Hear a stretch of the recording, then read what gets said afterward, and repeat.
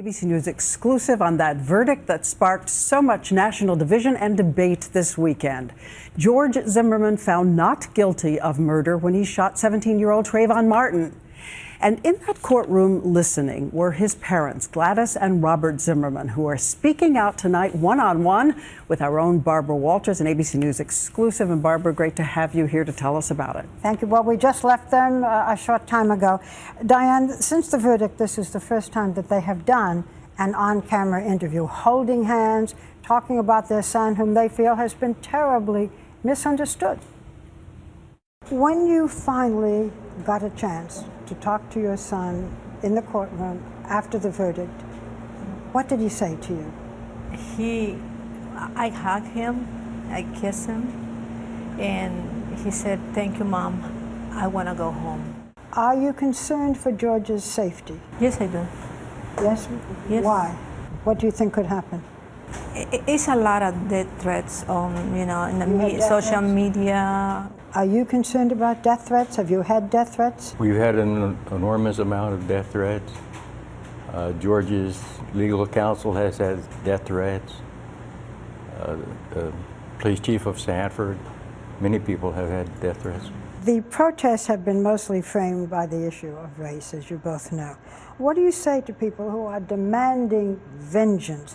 It's nothing I can tell them, but it's something that I can do. I can pray for them. Is your son George a racist? Absolutely not. He's never been taught to be a racist.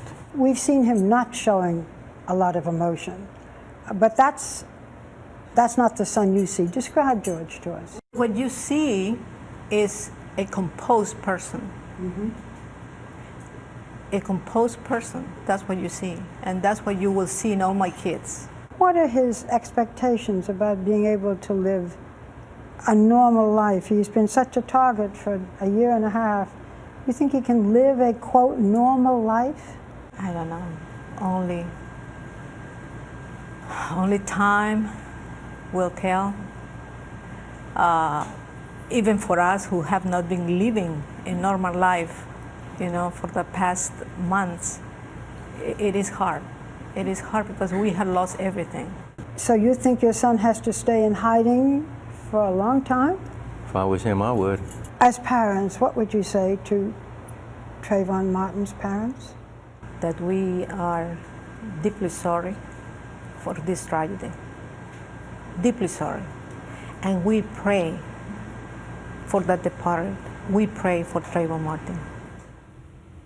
This is a family who, although they are relieved that their son was acquitted, said that their own life is all but ruined. They can't go back to their house, they're out of money, and they are afraid themselves. Afraid themselves. Mm-hmm. And have they talked to him? Have they talked to their son? They haven't. They say they're afraid to talk to him because they're afraid that the phone call is being monitored. They're worried that the phones could be tapped. The whole family does not know where he's hiding, and they think that's the best thing.